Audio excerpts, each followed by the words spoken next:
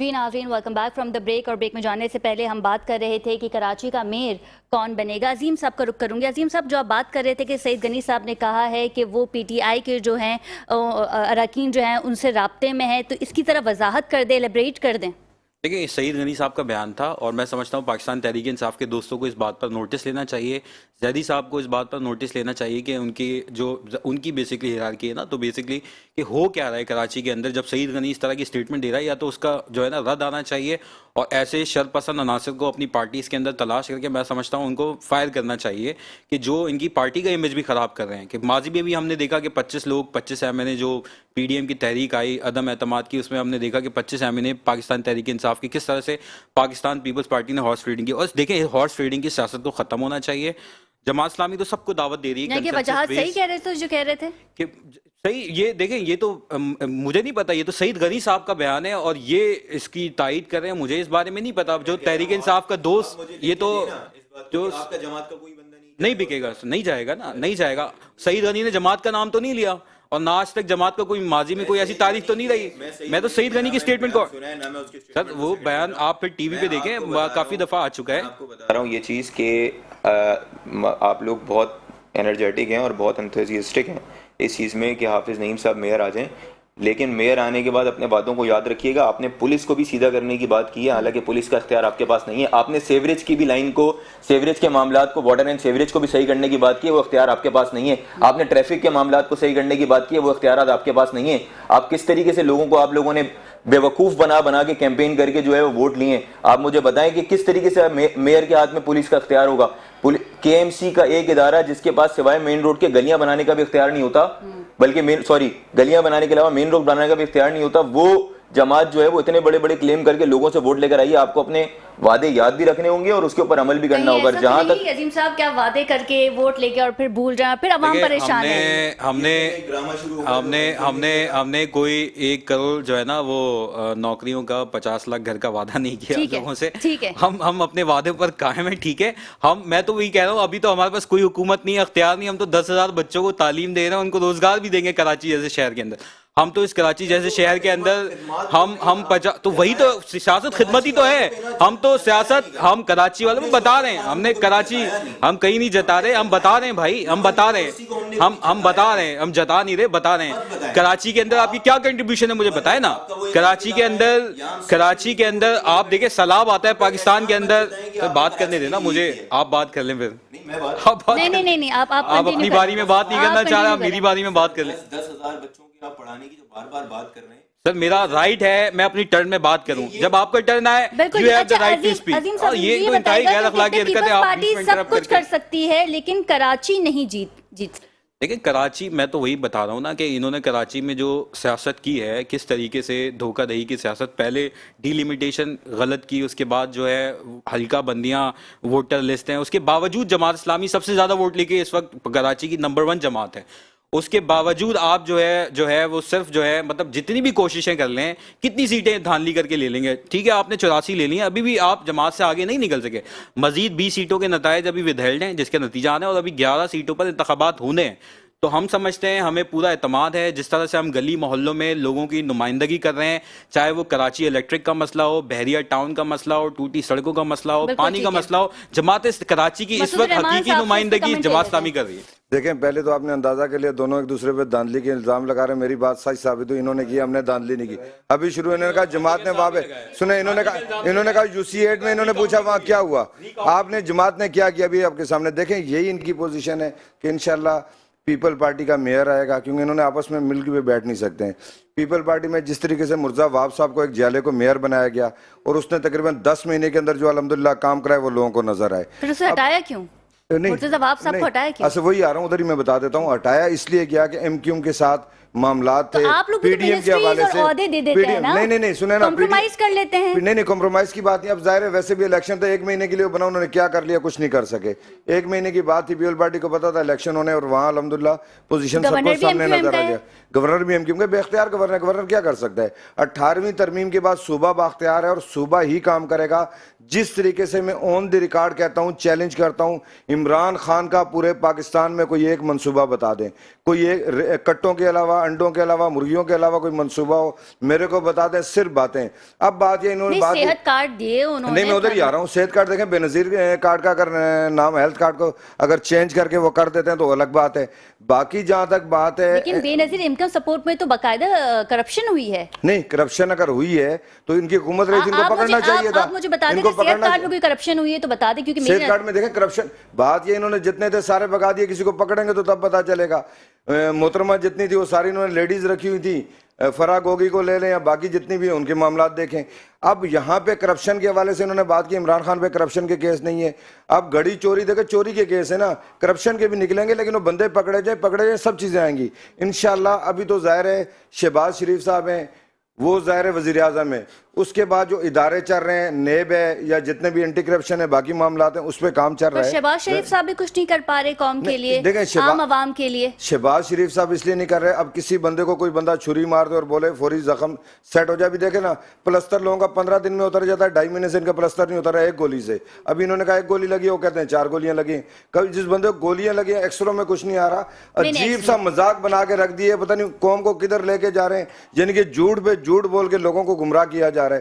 یعنی کہ یہ تربیت دی جا رہی ہے, نوجوان نسل کو گمراہ کیا جا رہا ہے کہ آپ نے جھوٹ کے وہ کرنا ہے, باقی سچ نہیں بولنا. مجھے مسعود صاحب یہ بتائیں, اگر میں بات کروں مولانا فضل الرحمان کی, JUI کے جو سربراہ ہیں, جب مہنگائی ہوتی تھی عمران خان کی حکومت میں تو ہم دیکھتے تھے کہ وہ لانگ مارچ, مہنگائی مارچ جو ہے وہ لیتے تھے اور بیان دیتے تھے, تنقید کرتے تھے سابق وزیر اعظم عمران خان کے اوپر.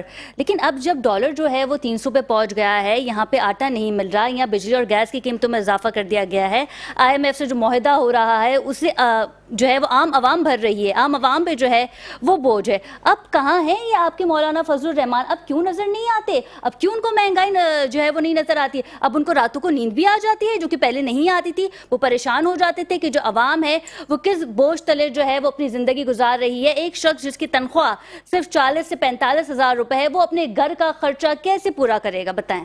دیکھیں بات یہ ہے, یہ تو خیر اس کے جواب مولانا فضل الرحمان صاحب کو آپ کے اتحادی, آپ کے ساتھ ہی وہ مہنگائی مارچ میں وہ تھے. اتحادی کے طور پہ میں بتا دوں, بات یہ ہے کہ دیکھیں جس طریقے سے ملک کا بگاڑ کیا گیا, جس طریقے سے افغانستان میں KP کے جب ان کی حکومت تھی اور اپنا بلوچستان سے ڈالر چھالیا کے اندر چھپا کے بھیجے گئے, یعنی کہ ملک کو کنگال کرنے کی کوشش کی گئی. اس میں دیگر ادارے شامل نہیں تھے؟ نہیں, دیکھیں بات بتائیں, جب اسمگلنگ ہوتی ہے تو ظاہر ہے کوئی نہ کوئی شامل ہوگا.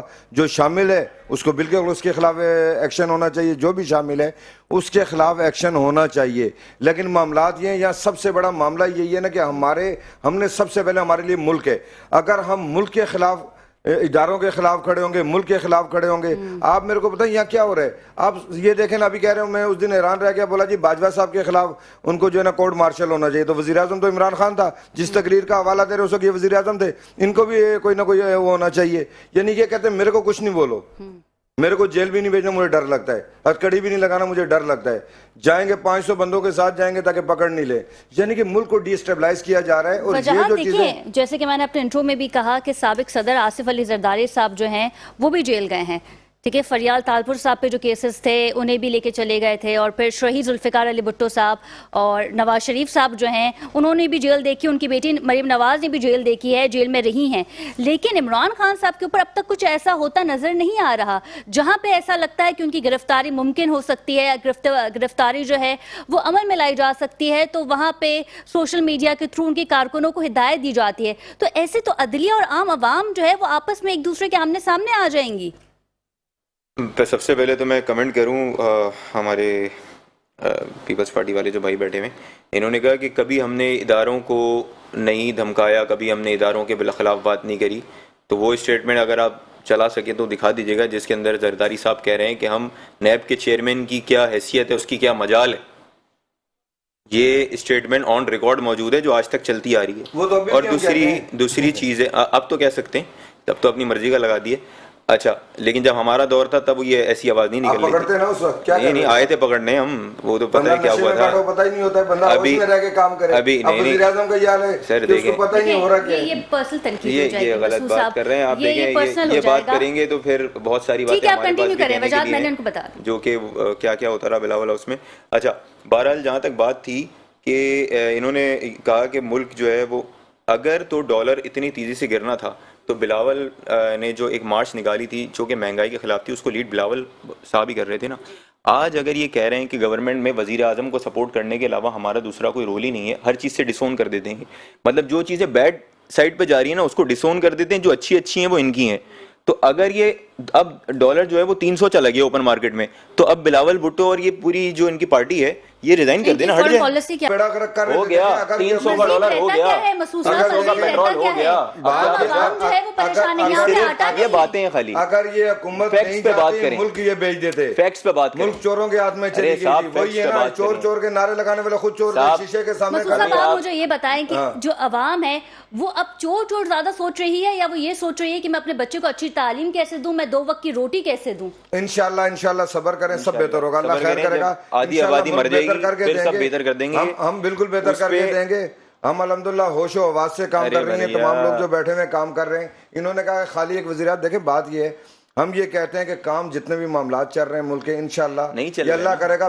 دیکھیں آپ چلنے ہی نہیں دے رہے نا آپ لوگ. ہم کیا نہیں چلنے دے رہے, ہم تو بھائی ہمارا چیئرمین تو زمان پارک میں آپ رہنے دیں, آپ نے کون سے ادارے کے خلاف, آپ پورے ملک کے خلاف. دیکھیں ہم سمجھتے ہیں کہ چاہے پی ڈی ایم کی حکومت ہو یا پاکستان تحریک انصاف کی حکومت ہو, مہنگائی اس دور میں بھی بڑھتی تھی, آج بھی بڑھ رہی ہے. ڈالر بدتر تھا پی ٹی آئی کا دور, اب بدترین دور کے اندر ہم داخل ہو چکے ہیں. کسی کے پاس معاشی پالیسی نہیں, کہتے ہیں ہمارے پاس معاشی جادوگر ہیں. پہلے بھی ہم نے معاشی جادوگر کے ماضی میں دیکھ لیا تحریک انصاف نے, اس نے کیا حشر کیا, اور ابھی بھی جو ڈار صاحب آئے انہوں نے رشتہ داری نبھائی نواز شریف صاحب نے, اور اس کے نتیجے میں پاکستان جو ہے وہ کس معاشی نہج پر پہنچ چکا ہے. تو سیاسی استحکام اور ایک لانگ ٹرم معاشی پالیسی جس کا جماعت اسلامی کہتی ہے, جس میں دیکھیں آئی ایم ایف جو ہے نا وہ ہماری چیزوں کو ڈیزائن نہ کرے, ہمیں آئی ایم ایف کی طرف نہیں بلکہ اپنی ایکسپورٹ بڑھانے کی طرف دیکھنا چاہیے. ہمیں تعلیم کے حوالے سے, روزگار کے حوالے سے, اپنی زراعت کو, ایگریکلچر کو کس طرح سے دیکھیں. آج کیا ہو رہا ہے, ایگریکلچر کے جتنی زمینیں وہاں پہ سوسائٹیاں بن رہی ہیں, تو ہماری ایک زراعت جو ہے اس وہاں بھی آپ تعمیر کر کے سوسائٹیاں وہی تو نا, تو وہی ہماری ایکسپورٹ بڑھا سکتے ہیں. تو جماعت اسلامی یہ پالیسی, جماعت اسلامی لوگوں کو آئی ٹی کو ریولیوشنائز کرنے کی بات کرتی ہے پاکستان کے اندر. نوجوانوں کو مرغی اور انڈے کی پالیسی بتائی تو تھی نا, مرغی انڈے کی پالیسی ہم کہتے ہیں آئی ٹی ریفارمز کریں. آج دیکھیں انڈیا سب سے بڑا اس پورے خطے کے اندر آئی ٹی ایکسپورٹر ہے, بنگلہ دیش ہم سے بڑا ایکسپورٹر ہے, $250 بلین کی ایکسپورٹ کرتا ہے آئی ٹی کی انڈیا, اور ہماری ٹوٹل ایکسپورٹ جو ہے $27 بلین ہے. تو ہم کہاں کھڑے ہیں؟ تو ہم تو بات کریں اپنے لوگوں کو اسکل سے ڈیولپ کریں, اپنے نوجوانوں کو, ان کو جو ہے روزگار بھی ملے گا, پاکستان کی ایکسپورٹ بھی بڑھے گی. آج جو بیلنس آف پیمنٹ کا ایشو ہے, ایگریکلچر کو ریفارم کریں, اس انڈسٹریلائزیشن کو ریفارم کریں, انرجی کے پرائسز کو کٹ ڈاؤن کریں. تو ہم آئی ایم ایف کی پالیسی, ہم آئی ایم ایف کی پالیسی عظیم بھائی لگ رہا ہے یہ خان صاحب کے فالوور ہیں, یہ بھائی مجبوری پیپل میری بات سنیں, میں 4 پوائنٹس انہوں نے ریز کیے, ان چاروں پوائنٹ کے میں جواب دیتا ہوں. انہوں نے 4 پوائنٹس کون کون سے, انہوں نے کہا کہ زرعی زمینوں کے اوپر کنسٹرکشن ہو رہی ہے. جو زرعی زمینوں پہ کنسٹرکشن ہو رہی ہے اس کے اندر آپ خان صاحب کا 2019 کا اسٹیٹمنٹ اٹھائیں, اور اس کے اوپر جو لا پاس ہوا ہے فرق ہوگی نے سب سے زیادہ کی ہے, سب سے زیادہ زرعی زمینوں کو جو اس کے اوپر جو سوسائٹیاں بنی ہیں فرق ہوگی نے تو کی ہے. آپ باتیں کچھ کرتے ہیں, عمل کچھ اور کر رہے ہیں. سر 4 پوائنٹ کی آپ نے بات کری.